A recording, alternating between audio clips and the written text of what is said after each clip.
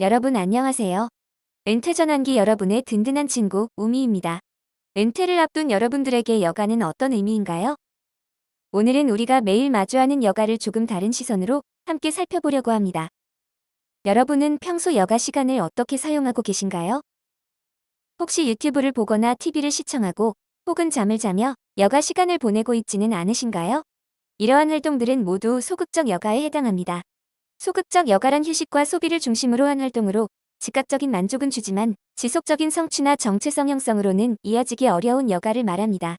이처럼 휴식과 소비 중심의 여가에만 시간을 사용하게 되면 성취나 성장 경험이 축적되기 어렵고 기술을 익히거나 목표를 달성하는 경험 또한 제한됩니다.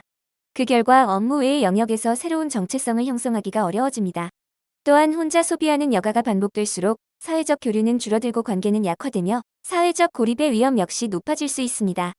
정리해보면 소극적 여가는 우리를 잠시 쉬게 할 수는 있지만 은퇴 이후의 삶을 지탱해줄 정체성과 의미를 만들어주지는 못합니다. 그래서 은퇴 전환기의 여가는 지금과는 다른 관점에서 새롭게 바라볼 필요가 있습니다. 이 지점에서 오늘의 주제로 넘어가 보겠습니다. 오늘은 진지한 여가에 대해 함께 알아보려고 합니다. 진지한 여가란 개인이 자발적으로 선택한 활동에 지속적으로 참여하며 그 과정에서 기술, 지식 경험이 축적되고 활동을 통해 성취감과 정체성의 일부가 형성되는 여가를 말합니다. 즉, 이례적인 체험이 아니라 반복과 몰입을 통해 경험이 쌓이고 업무의 영역에서 자기인식이 확장되는 활동이라고 할 수 있습니다. 이러한 진지한 여가 활동은 사회적 교류를 지속하게 하여 소속감과 사회적 지지, 자아 존중감의 회복에 기여하며 자아 정체성을 유지하고 강화하는 데에도 긍정적인 역할을 합니다. 또한 진지한 여가는 일상에 구조와 목표를 부여함으로써 은퇴 이후 느끼기 쉬운 공허감과 무기력을 완화하고 삶의 만족도를 높이는 데에도 도움을 줍니다. 특히 지속적이고 몰입적인 여가 경험은 개인이 새로운 역할을 탐색하도록 돕고 업무 중심의 삶 이후에도 의미 있는 자기 개념을 형성할 수 있도록 합니다. 이를 통해 은퇴 이후의 변화에 보다 능동적으로 적응할 수 있게 됩니다. 하지만 현실은 어떨까요?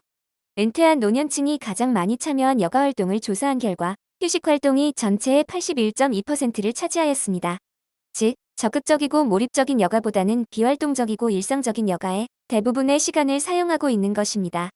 이처럼 충분한 여가 시간이 있음에도 불구하고 진지한 여가 활동에 사용되는 시간은 매우 적습니다. 그 결과 여가가 정체성 형성으로 이어지지 못하는 구조적인 한계를 가지게 됩니다. 그 이유는 다양합니다. 어디서부터 어떻게 시작해야 할지 모르거나 업무 중심의 삶에 익숙해 여가를 정체성 형성의 영역으로 인식하지 못하는 경우도 많습니다.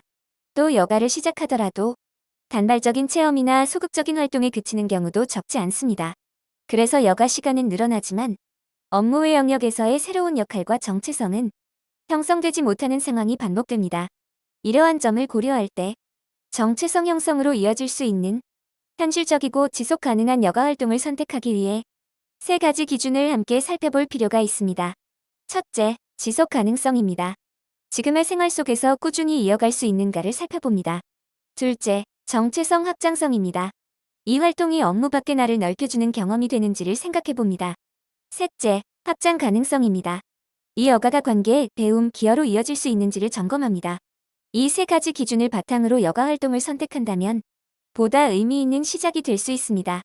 이제 현실적이고 실행 가능한 진지한 여가 활동의 유형을 하나씩 살펴보겠습니다. 첫 번째는 신체 활동 기반 진지한 여가입니다. 이는 신체 활동을 중심으로 하되 단순한 운동을 넘어 목표와 규칙을 가진 활동을 말합니다. 반복적인 참여를 통해 기술이 쌓이고 성취 경험과 소속감이 형성되는 것이 특징입니다. 대표적인 예로는 파크 골프, 걷기나 트레킹 모임, 생활체육 활동 등이 있으며 무리하지 않으면서도 지속적으로 참여할 수 있다는 장점이 있습니다. 두 번째는 배움 창작 기반 진지한 여가입니다. 이는 새로운 지식이나 기술을 배우고 결과물을 만들어가는 학습 중심의 여가입니다. 몰입 과정에서 자기 이해와 자기 확장이 자연스럽게 이루어집니다. 사진이나 영상 기록, 공예와 글쓰기, 평생교육원 수업 수강 등이 대표적인 예로 배우는 나, 만드는 나라는 새로운 자기 인식을 형성하는 데 도움이 됩니다. 세 번째는 관계 역할 기반 진지한 여가입니다. 이는 사람들과의 관계 속에서 지속적인 역할을 수행하는 여가를 의미합니다. 단순한 참여를 넘어 기여와 책임의 경험으로 확장되는 것이 특징입니다. 정기적인 봉사활동, 동호회 운영 참여, 지역 커뮤니티 활동 등이 이에 해당하며 사회적 연결감과 역할 회복에 긍정적인 영향을 줍니다. 다음은 이러한 진지한 여가를 실제로 지속하기 위한 실행 가이드입니다. 먼저 1단계에서는 다양한 활동을 가볍게 체험해봅니다. 2단계에서는 앞서 살펴본 기준을 바탕으로 나에게 맞는 활동을 선택합니다. 마지막 3단계에서는 일정과 역할을 설정하여 활동을 꾸준히 이어가는 것이 중요합니다. 지금까지 진지한 여가 활동의 개념과 장점, 유형과 실행 가이드에 대해 함께 살펴보았습니다. 어떠셨나요? 여가는 남는 시간이 아니라 은퇴 이후의 삶을 준비하는 과정이며 새로운 정체성을 만들어가는 중요한 도구입니다. 작은 시작이 이후 삶의 방향을 바꿀 수 있다는 점을 잊지 마세요.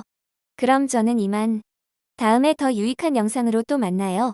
시청해주셔서 감사합니다.